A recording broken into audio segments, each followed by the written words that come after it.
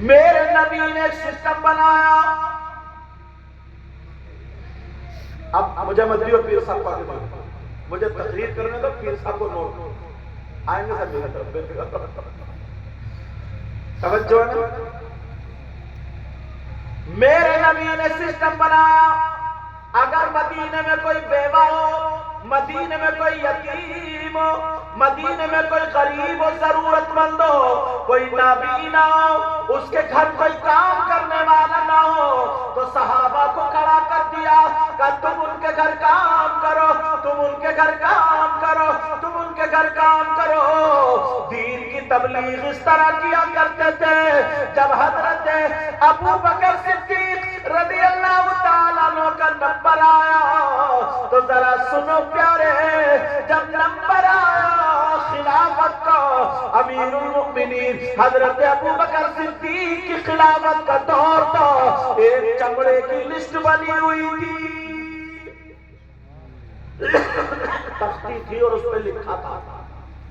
ایک کا نام غریبوں کا نام لکھا ہوا تھا، اس کے آگے خادم کا، پھر غریب کا، پھر خادم کا، پھر غریب کا، پھر خادم کا. ایک مدینے میں اندھی بڑھیا تھی، آنکھوں سے نہیں دکھتا تھا، اس کا کوئی بیٹا بھی نہیں تھا، بیٹی بھی نہیں تھا، کوئی نہیں تھا، رشتہ دار بھی نہیں تھا، اکیلی اندھی بڑھیا، اس کے گھر کوئی کام کرنے والا نہیں تھا، مگر اس کے سامنے کسی کا نام نہیں لکھا. اس کے سامنے کسی کا نام نہیں. حضرت عمر یہ لسٹ چیک کر رہے تھے. کون چیک کر رہے تھے بولو؟ حضرت عمر. انہوں نے دیکھا ان کا نام. حضرت عمر نے جب دیکھا اس بوڑھی عورت کے سامنے کسی کا نام نہیں ہے، کسی کا نام نہیں، تو حضرت عمر نے سوچا میں اس کا خادم بنوں گا. کون ہے یہ؟ 22 لاکھ مربع میل کا بادشاہ کہ میں خادم بنوں گا. اب جب شام ہوئی، صبح ہوئی، شام کو سو گئے. جب صبح ہوئی اس بڑھیا کے گھر کا دروازہ کھٹکھٹایا، السلام علیکم. بڑھیا بولی وعلیکم السلام. وہ حضرت عمر کہنے لگے بوڑھی ماں میں تمہارے گھر کام کرنے آیا کروں گا، تمہارے گھر میں جھاڑو مارا کروں گا، تمہارے برتن دھویا کروں گا، تمہارے کپڑے دھویا کروں گا، تمہارا پانی بھر کے لا کر کے دیا کروں گا.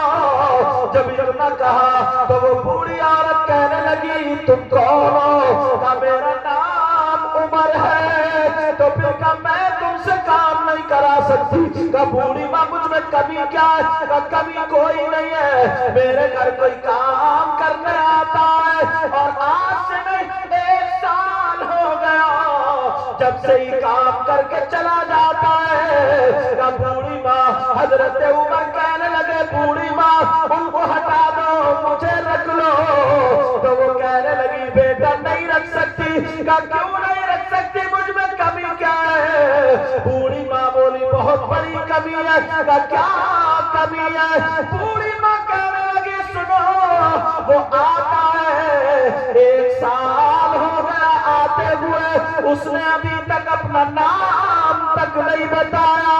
میں روزانہ پوچھتی ہوں بیٹا تیرا نام کیا ہے؟ وہ کہتا مائی کام سے مطلب رکھ دو، نام کا کیا ہوگا؟ 1 سال ہو گیا اس نے اپنا نام نہیں بتایا اور تو آج ہی آیا پہلے ہی دن اپنا نام بتا دیا. کچھ لوگ نام کے نہیں کام کے زیادہ ہوتے ہیں. کون ہوتے ہیں بولو؟ حضرت عمر نے سوچا یار کون ہے بھئی ایسا؟ ہم نے تو نبی کی تربیت پائی، بڑھیا نے تو ہمارے اندر کمی پکڑ لی. کہ کون ہے ایسا؟ حضرت عمر کے ذہن میں آیا ضرور دیکھوں گا کوئی نہ کوئی نبی کا صحابی ہے، نبی کا غلام ہی ہو سکتا ہے. تم اتنے لوگ ہو، تم نے کبھی اپنی ماں کے کپڑے دھوئے؟ کبھی اپنے ماں کے پاؤں یا باپ کے پاؤں دبائے؟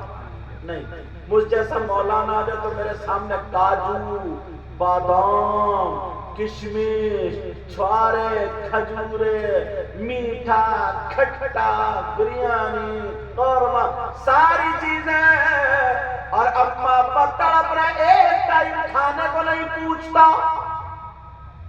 سمجھ رہے میری بات؟ حضرت عمر نے کہا چلو میں پکڑوں گا کون صحابی ہے وہ. دوسرے دن حضرت عمر آئے, چھپ کے بیٹھ گئے کہ دیکھوں گا آئے گا کون کام کرنے. حضرت عمر جب چھپ کے آئے تو ایک خادم آیا, چادر ڈالے ہوئے, ننگے پاؤں, ٹیبل باندھے ہوئے اور پنجوں کے بل چل رہا تھا تاکہ پاؤں کی بھی آہٹ نہ ہو. وہ گھر میں گھسے اور گھسنے کے بعد سارا کام بوڑھی ماں کا کر دیا اور کر کے نکل گئے. حضرت عمر کو انہوں نے چہرہ بھی نہیں دکھایا. حضرت عمر بولے آج تو بچ گئے, کل کو ضرور پکڑو. کون ہو سکتا؟ حضرت عمر رضی اللہ تعالیٰ جب دوسرے دن گئے, آج سے چھپ کے بیٹھ گئے. وہ آئے پھر چادر ڈال کے گھر میں گھسے. حضرت عمر نے دروازہ کھول لیا, میں دیکھوں گا نکلیں گے تو ادھر سے ہی, اور کوئی دروازہ ہے ہی نہیں. وہ کام کرتے رہے اور کرنے کے بعد جب دروازے سے نکلے حضرت عمر کھڑے ہوئے تھے. انہوں نے کہا, حضرت عمر بولے کون ہے, ذرا اپنا چہرہ دکھاؤ. جب انہوں نے چادر اٹھائی تو حضرت ابو بکر صدیق تھے. سبحان اللہ, سبحان اللہ, زندہ باد. کہاں گیا یہ خلوص, کہاں گئی یہ خلوتیں؟ چپٹ گئے. کا بھائی تو جی کا نبی کے زمانے سے ہی آتا ہوں. اب میں سمجھ گیا تمہارے علاوہ کوئی اور ہو بھی نہیں سکتا تھا.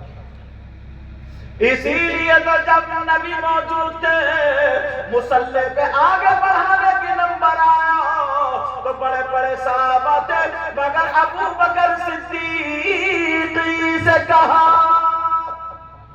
اللہ ذرا دیکھو پیار, ذرا دیکھو اپنے اندر غور کرو, ذرا ایک مرتبہ دیکھو صبح سے شام تک تم نے کتنے لوگوں کو ستایا, یا کتنے لوگوں کی مدد کی, تم سے کتنے لوگ راضی ہوئے, کتنے لوگ ناراض ہوئے, کتنے لوگوں نے تم سے فائدہ اٹھایا, یا کتنے لوگ تم سے نقصان میں رہے. توجہ نے میری طرف اللہ. اور مدرسہ کے بچوں کے لیے جو علم کی خوشبو بتاؤ, اگر اجازت ہو تو آج تاریخ ریور پڑھاؤں. انہوں نے طبیعت خوش کر دی. آپ لوگوں کی سمجھ میں تو آ رہا ہے؟ ہاتھ اٹھوا لو. اب تو صحیح صحیح اٹھا گیا, مجھے پوری امید ہے, اور میں بھی سیدھے ہی سیدھا چلتا. لیکن میں نے منطق پڑھی ہے, ملا حسن پڑھائی ہوئی, سلم العلوم بھی پڑھائی ہوئی, سمجھے, ابھی بھی پھانس سکتا. تم لوگ اتنے سیدھے ہو جائے. میوات کا علاقہ ہے, یہ میوات کا علاقہ ہے, اور ماشاءاللہ بڑے سیدھے, بڑے بھولے. اور جہاں سادگی ہوتی ہے نا, ایک ہوتا آدمی 420 مطلب بہت مکار, اور ایک ہوتا بھولا سیدھا. اللہ کی بارگاہ میں بھولے اور سیدھے کی قیمت بہت ہے. 420 کی کوئی قیمت. میوات والوں ذرا سنو, او بچوں, میری بہنیں یہاں پر موجود ہیں. آج ان بچوں کی مائیں کتنی خوش ہو رہی ہوں گی, لیکن ماں کا بہت بڑا کردار ہوتا ہے. ایک نبی نے فرمایا اطلب العلم من المہد الی اللحد, علم حاصل کرو ماں کی گود سے قبر تک. سب سے پہلا مدرسہ ماں کی گود ہے. اور جب مدرسہ ہی بگڑا ہو تو مدرسہ ہی, سب سے پہلا مدرسہ کیا بولو, ماں کی گود. تمہارے یہاں شادی ہوتی ہے, ہاں یا نہ بولو, ہوتی ہے نا. فنکشن ہوتا ہوگا, عورتیں بھی ہوں گی, آدمی بھی ہوں گے. آیا نہیں ہوں کبھی, مگر بات میری سچ نکلے گی جہاں تو. اگر تمہارے یہاں پر 50 لڑکیاں عورتیں ہوں گی تو اللہ کی بندی ایک کپڑے نہیں پہنے ہوگی، وہی لالی کریم پاؤڈر میک اپ اور بال جیسے بھالو بنے بھرا ہے۔ جب ماں ہی صحیح نہیں ہے تو بیٹی کہاں سے صحیح؟ پیر صاحب کی موجودگی میں ایک بات یاد آ گئی، دھیان سے، اکثر تقریروں میں کہہ رہا ہوں، میری بہنوں سن لو، جوان لڑکیوں پہ موبائل زہر، جوان لڑکیوں کو یہ موبائل مت دینا، موبائل ان کے لیے زہر ہے۔ مجھے ایک بات بتاؤ، بھئی تمہاری بہن بیٹی تو پھر میری بہن بیٹی، اسلامی رشتے کے ہم تو بھائی ہیں نا، اگر تمہیں نہیں بتاؤں گا تو کہاں جاؤں گا؟ آپ ہی کو تو بتانا، ڈانٹوں گا بھی آپ کو ہی، سینے سے بھی آپ کو ہی لگاؤں گا، سناؤں گا بھی آپ کو ہی، پھٹکاروں گا بھی آپ کو ہی، محبت بھی آپ سے کروں